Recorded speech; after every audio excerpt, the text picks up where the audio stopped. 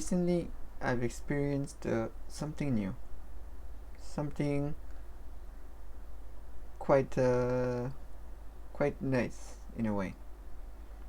I discovered a new painting style, really new to myself.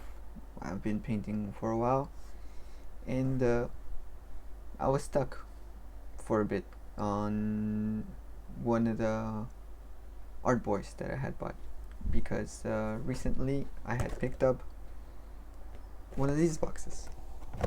It is a Warcry warband for the Ironjawz because I like to play Warcry sometimes, and it came with a bunch of little guys, you know, five of the brutes, and I believe it was 10 or 5 art boys. I don't remember because I also did buy the starting collecting box recently, but I started off with this. I started off with this box first, and so I did the usual process. I thought I had a painting scheme, and I started priming my models. Now I prime my models with an airbrush, and I thought the color scheme was going to be a good idea. But then I looked at it. This is not the model itself that I'm going to be talking about today, but I did prime 3 of them. 2 of them were the exact same pattern, which was like this blue and yellow, and the other one was just blue. And I'm pretty sure at the time I had a painting scheme in mind, but then I got busy with work, you know. I got also busy painting other models, so then I put this on my shelf of to do paintings, and but I put it right in center so I'll be able to see it all the time. But I forgot about it because you hit that roadblock when you at the moment you had a good idea, but then you kind of forget about it, and you end up with just a model that does not look right. And I considered strip painting them. I considered it a lot,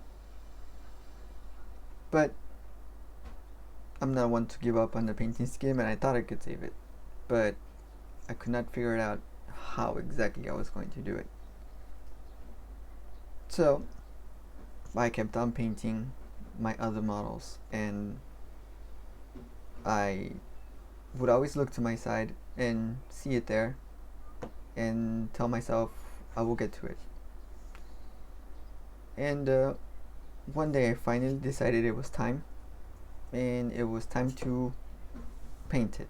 So today I will be talking about how I pretty much saved this painting scheme. At least in my eyes, I saved it and learned something new about painting schemes in general and about myself, how I went from this to this, the grim dark style, which honestly it was really fun to do and really interesting. So I picked up my model again, and at first I was still at a loss as to what I was going to do with my painting scheme. I just couldn't for the life of me figure it out. I thought and I thought I just wasn't going to connect this. I'm going to have to strip it. But then I started to think, well, I'm going to find inspiration on the internet. So I just going to go ahead to my computer, and I started my search, and I found something called the grim dark. I looked at pictures and I thought it was amazing. I thought this is what I thought the grim dark should look like. And so I found out what materials to look. I did my due diligence I bought the materials I thought I was gonna need, oil washes, stuff like that, and I had to be prepared. I already had thought about how I was gonna connect this in a grimdark style. So once I received my package, I started off with doing what I thought a battle hardened warrior would look like. So I started off chipping some parts of my model. I started just creating some more scratches. I know this one's already come with scratches and torns and stuff, but I thought maybe I could add more. Maybe I could add a little touch of myself. You know, that's what the grim darkness is like. So I decided I'm just gonna add a lot more. I'm gonna make it seem as if this is a veteran. This is a guy who has been to war. So I just added more and more. And once I got into it, I really got into it. I just made it look super beaten up. And it ended up looking like this. Parts cut off, scratches everywhere. And I know you can see the plastic already, but I thought it was okay. I was gonna add some inks to it. I was gonna add a little bit more paint on top of it, so it was gonna cover that, so I didn't care. Plus I thought it added a little bit more characteristics to the model. So then I started off with painting the rest of the details. Skin, I added these two colors, bone white and just regular white, mixed them up to create the face. Then I added my inks. I kept with the same style of blue and yellow, just so I won't lose that, and like I said, I wanted to keep it that way. And this is how it looked like in the end. I added the browns, I added the metallic colors, the bone colors. I had a little bit more shading to it and stuff like that. Just to, I wanted to create still some style to it. I proceeded with adding my inks. This is my blue ink that I got from scale 75, and honestly I really liked it. It's very opaque, and honestly you can still shine through. I added my yellows as well. I added it everywhere that I knew was going to be yellow and blue, but I decided to take it a little step forward by doing some wet blending. So I was going to wet blend my yellow and blue inks so I can create this gradient style of between shade of green. And I thought that was gonna give it a little bit more unity to the two colors. And that is another reason why I like to do wet blending on my models. It's just, just create a connection between the two colors. And also I thought it would look nice. I didn't wet blend everywhere. I just wet blended where I thought it would look more natural.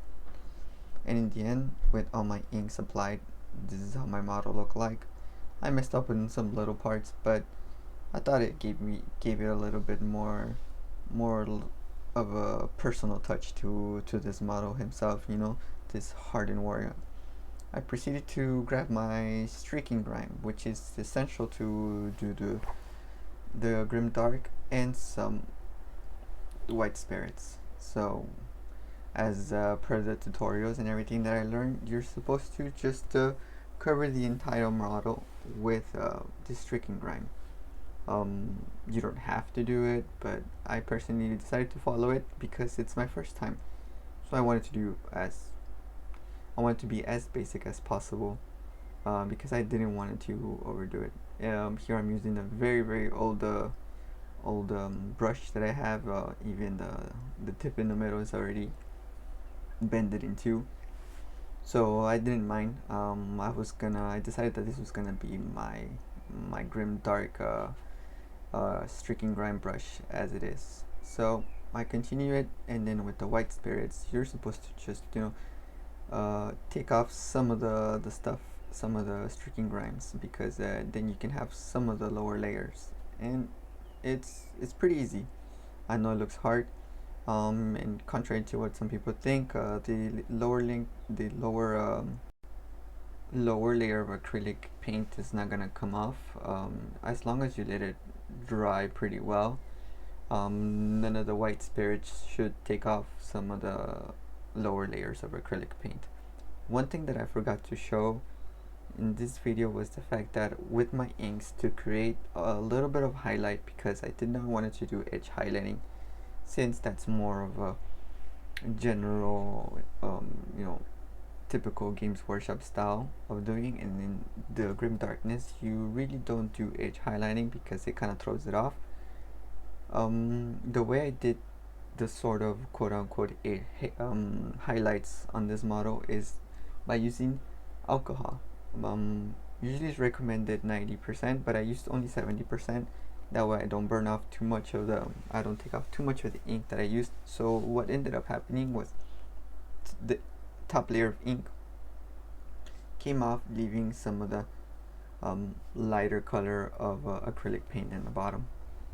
And basically this is the same process with the white spirits. Here I added too much white spirits and then ended up melting a little bit my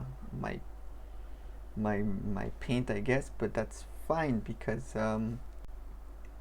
it ended up giving my model a little bit more flavor to it. I know it's contrary to what I said earlier that it doesn't go off, but this is more me being a beginner at this style. I added way too much white spirits to my Q-tip here, but in the end it came out pretty great, honestly. And here it's how my two models compare to one another. Honestly, the Grim Dark did work, and it did save my painting scheme. I honestly thought I wasn't going to be able to save it, but honestly it looks pretty amazing. And honestly, I really had fun doing this. And like I said, too much white spirit was much my kind of error of adding too much, but in the end it ended up working out. It was a pleasant surprise.